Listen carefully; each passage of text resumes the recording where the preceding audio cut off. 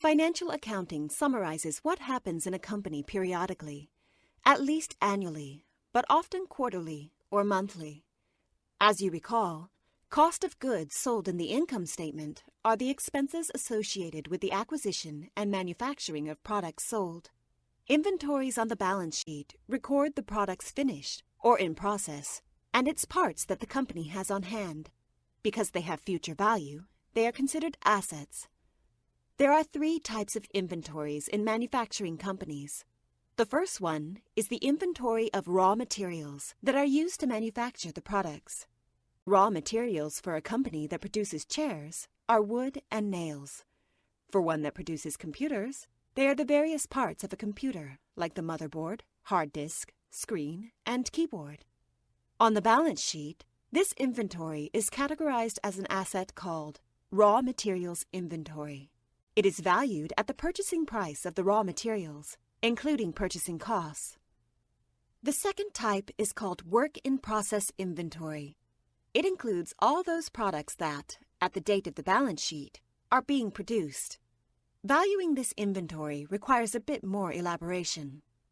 First, manufacturing managers estimate how much of each type of resource the products in process have utilized.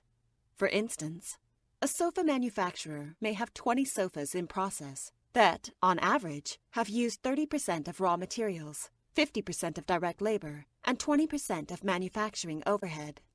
The cost of raw materials used is the percentage consumed times the raw material cost for the product.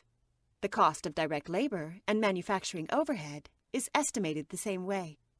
So, if the raw material cost of a sofa is 150 euros, the value of the material used in each sofa in the production process would be 45 euros, 30% of 150 euros. The last type is finished goods inventory.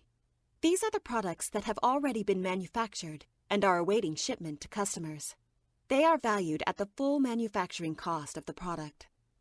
The cost of goods manufactured is the cost of the products that reached the finished goods inventory during a specific period. They include the value of the WIP inventory at the beginning of the period. These units are finished during the period, plus all the manufacturing costs for the period, minus the value of the WIP inventory at the end of the period. These are units that have consumed resources during the period, but have not been finished. Cost of goods sold is the cost of the products that have been shipped to customers during a specific period. It can be calculated by adding the full manufacturing cost of each unit sold during the period. It can also be calculated by subtracting the ending inventory of finished goods from the beginning inventory of finished goods, plus cost of goods manufactured.